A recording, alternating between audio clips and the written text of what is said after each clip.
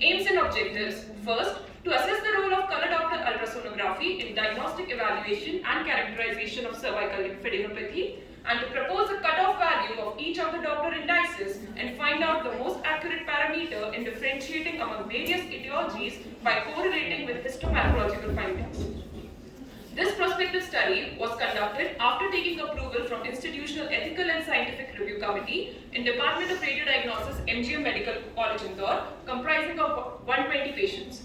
All patients with high clinical suspicion of cervical lymphadenopathy were included, and those who did not undergo histopathological examination were excluded from the study. Procedure protocol. First, the patients were selected according to the inclusion and exclusion criteria, followed by assessment of vascularity pattern and various Doppler indices using color Doppler ultrasonography, and then histopathological examination of cervical lymph nodes was performed. Afterwards, a cutoff value was proposed for each of the Doppler indices, and the most accurate parameter was found out in differentiating among various etiologies. Coming over to my cases, my first case, a 27-year-old female presented with few enlarged lymph nodes in bilateral anterior triangle of neck. As we can see here, a well-defined homogeneously enlarged lymph node which we detected in left level 2 of neck with hilar vascularity pattern, and on Doppler analysis we got an RI value of 0.52. We labeled it as reactive lymphadenopathy, and on histopath it was diagnosed to be same. My second case, a 52-year-old male with multiple enlarged lymph nodes in bilateral anterior and posterior triangle of neck. Again we saw an enlarged lymph node but with hilar as well as peripheral vascularity pattern with an RI value of 0.78. We labeled it as lymphoma, and on histopath it was diagnosed to be same. Third case, 69-year-old male, again with multiple enlarged lymph nodes in bilateral anterior and posterior triangle of neck. This lymph node we detected in left posterior triangle of neck having exuberant peripheral vascularity with RI value of 0.85. We labeled it as metastatic lymphadenopathy of unknown primary, and on histopath it was diagnosed to be same. Later, the patient was diagnosed with hypopharyngeal carcinoma. Fourth case, 52-year-old male with multiple enlarged lymph nodes in bilateral anterior and posterior triangle of neck. This lymph node we detected in left posterior triangle of neck having hilar vascularity pattern and RI value of 0.58. We labeled it as reactive. However, on histopath it came out to be lymphoma. This may be attributed to the fact that at early stage, lymphoma affects the central part of the node with no compression or destruction of vessels, so hilar vascularity pattern is maintained with lower RI values. Observations. Most of the patients in this study belong to the age group of 20 to 40 years, and majority of them were males. Grayscale ultrasound findings, majority of the lymph nodes were found to be well-defined and homogeneous in ecotexture among all the etiologies. Vascularity pattern. Hilar pattern was noted in majority of benign lymph nodes. However, mixed pattern of vascularity, that is hilar plus peripheral pattern, was noted in majority of malignant lymph nodes. Coming over to the mean Doppler indices value, we found the values to be higher among malignant lymph nodes as compared to benign etiologies. And among benign, the values were found to be overlapping for reactive and tubercular lymphadenopathy. However, the values were found to be higher among metastatic as compared to lymphomatous lymphadenopathy. This ROC curve we constructed to differentiate between benign and malignant lymph nodes, and as we can see, the curve for RI lies at the upper left corner, so RI was found to be the best parameter among the 3 Doppler indices, and the association was found to be statistically significant. Then we calculated the optimum cutoff value using ROC curve for differentiating between benign and malignant lymphadenopathy. For RI, the cutoff was found to be 0.72, for PI 1.3, and for PSV 15.96 cm per second. And RI was found to have high diagnostic accuracy in differentiating between benign and malignant lymphadenopathy. RI was also found to differentiate between metastatic and lymphomatous lymphadenopathy at cutoff value of 0.81, higher values for metastatic and lower values for lymphomatous lymphadenopathy. However, among benign etiologies, the values were found to be overlapping. Results: majority of the lymph nodes were found to be benign, and hilar pattern of vascularity was seen in majority of benign lymph nodes, whereas mixed pattern of vascularity was found in majority of malignant lymph nodes. RI was found to be the most accurate parameter. At cutoff value of 0.72, it can differentiate among benign and malignant, and at cutoff value of 0.81, it can differentiate among metastatic and lymphomatous lymphadenopathy. Conclusion: proper judicious use of color Doppler ultrasound reduces the need for biopsy or FNAC in order to find out the etiology of cervical lymphadenopathy. Thus, color Doppler ultrasonography, being safe, non-invasive, non-ionizing, and a cost-effective modality, can act as an adjunct to the clinical evaluation of cervical lymphadenopathy in differentiating among various etiologies. Ultrasound, being the only imaging modality with the unique advantage of real-time dynamic scan, can also be used for guiding fine needle aspiration biopsy, increasing its diagnostic accuracy. Now, my take-home message. In order to differentiate between benign and malignant lymph nodes, first note the vascularity pattern. Among benign, hilar pattern is seen commonly, and among malignant, mixed pattern. The optimum cutoff values are for PSV 15.96 cm per second, for PI 1.3, and for RI 0.72. And to differentiate among malignant etiologies, at cutoff value of 0.81, RI can differentiate among metastatic and lymphomatous lymphadenopathy, higher values for metastatic and lower values for lymphomatous lymphadenopathy. These are my references. Thank you. Can you go back to your references?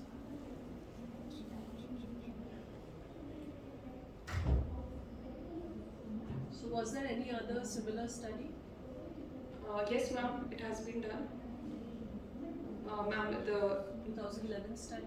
yes, ma'am. So did you compare your results with the 2011? Yes, ma'am. There the cutoff was 0.7, and we among only benign and malignant they did. We did among malignant etiologies too. There they gave the cutoff value of 0.7 for RI. And what was their sample size? Ma'am, their sample size was around 100.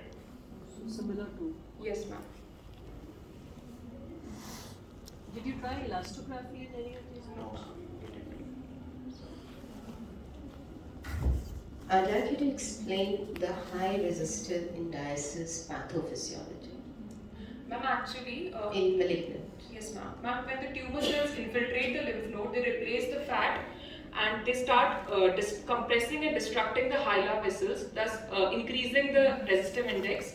And as the central vascularity is being disrupted, they cause new angiogenesis. So, and they lead to a mixed pattern of hilar as well as peripheral pattern, and leading to compression of the hilar vessels, the resistive index is found to be increased. So shouldn't the RI fall?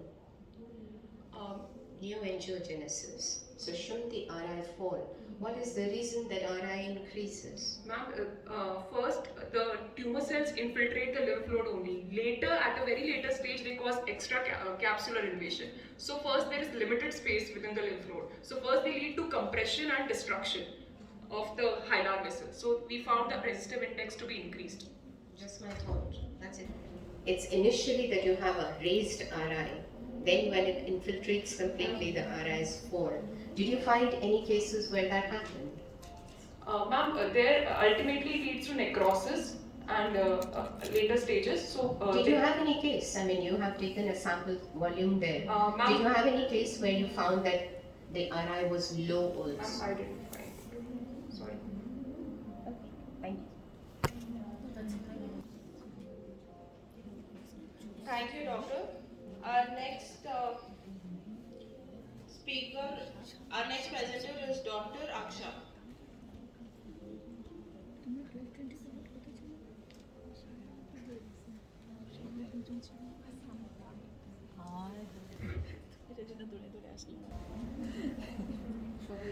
My respected judges and my colleagues, today I am going to present a study done on evaluation of hemodynamic changes in ophthalmic artery between the glaucomatous and normal subjects using color Doppler imaging. Glaucoma is the common cause of preventable, irreversible blindness in the world, characterized by acquired optic nerve damage, and the main sign is usually the loss of peripheral vision, which is usually late in the disease, and therefore glaucoma is known as sneak thief of the vision. Retrobulbar circulation is responsible for the perfusion of the optic nerve and thus a potential causative factor for primary open angle and normal tension glaucoma. In normal tension glaucoma, the eye pressure is usually normal and therefore the optic nerve may experience the less blood flow because of building up of the fatty deposits, reduced ocular blood flow, peripheral vasospasm, cardiovascular diseases and low systolic blood pressure. And therefore, just measuring the intraocular pressure is not enough to rule out glaucoma, and there is a need for color Doppler ultrasound, which is usually considered as a highly sensitive modality to detect the hemodynamic changes in the retrobulbar circulation. My study aims to evaluate or assess the hemodynamic parameters in the ophthalmic artery in the subjects with primary open-angle glaucoma, normotensive glaucoma, and age-matched normal subjects, and also to find whether any correlationship exists between the axial length and intraocular pressure with resistivity index of the eye. This was a prospective observational study done in the Department of Radiodiagnosis of MY Hospital after getting the approval from the ethical committee on 60 patients, out of which 30 were controls, that is the non-glaucoma patients who were referred to us for non-ocular scans from various departments, and 30 were cases, that is the glaucoma patients, and they were divided further into two groups, one which had normal intraocular pressure and other which had raised intraocular pressure, and color Doppler indices were measured and analyzed and compared. B. More morphological evaluation of the ocular structures were also done in order to see any other ocular pathology, and hypoechoic central band of optic nerve, which is the reference plane for the retrobulbar arteries. We included the patients who were diagnosed cases of glaucoma, and controls were the patient who were referred to us for non-ocular scan and age more than 30 years, and any patient with other ocular or neurological pathology, any intraocular surgery, on medications which are affecting the vision, and smoking, high myopia were excluded from our study. Now coming to some of the cases in my study, the case one was of a patient who presented with painless progressive loss of vision in the left eye, but the IOP was found to be normal, and the PSV was found to be on the ophthalmic artery spectral pattern. We found that PSV was found to be 13, EDB 2.2, and RI was raised, that is 0.83. Another case of a patient who presented with the raised intraocular pressure and progressive loss of vision in the right eye. The PSP was found to be 14, EDB 8, and RI 0.88. Another case in which the patient presented with the progressive loss of vision in both the eyes, and IOP was normal.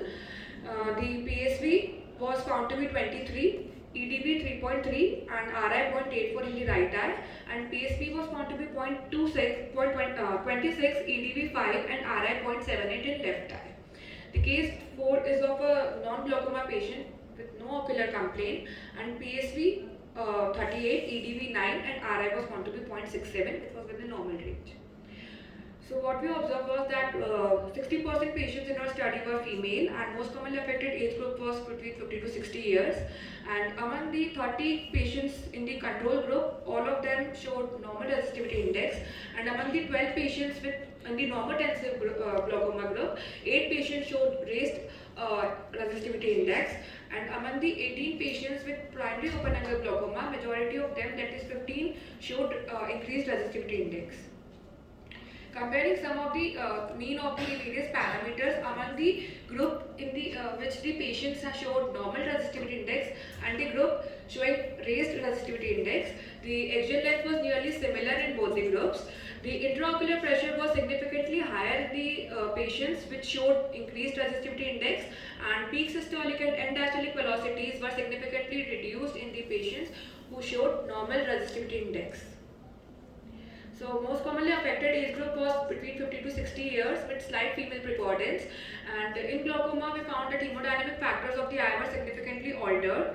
The peak systolic velocity, which reflects the strength of the vessel perfusion, and end diastolic velocity, which reflects the blood perfusion of the distal organs, are the sensitive indicators of increased downstream impedance.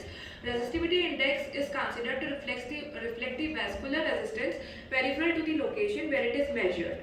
So significantly lower mean blood flow velocities, that is peak systolic and end diastolic velocities, were reduced, and resistivity index was increased in the glaucomatous eye, which reasserts that there is decreased ocular blood flow in the glaucomatous eye.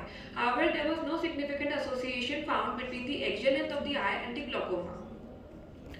Resistivity index also has the advantage that it is not dependent on the Doppler angle and remains constant, and increasing the resistivity index of the ophthalmic artery showed a positive correlation with the increase in the intraocular pressure, which might be due to long-standing raised intraocular pressure in the glaucomatous eye. So this study suggests that in the diagnosis of glaucoma, it is necessary to know not only the intraocular pressure but also the ocular blood flow, as it may play an important role in the early diagnosis and progression of the glaucoma, and also in evaluating the response to the medical and surgical intervention. So color Doppler is a highly sensitive modality to assess the retrobulbar circulation, and in primary open-angle glaucoma, it can act as an additional modality to assess the severity of the impaired flow. Whereas in the patients with normotensive glaucoma, where there are visual field defects but normal intraocular pressure, it helps us to predict the disease and start the treatment early to halt its progression. Here are some references. Thank you.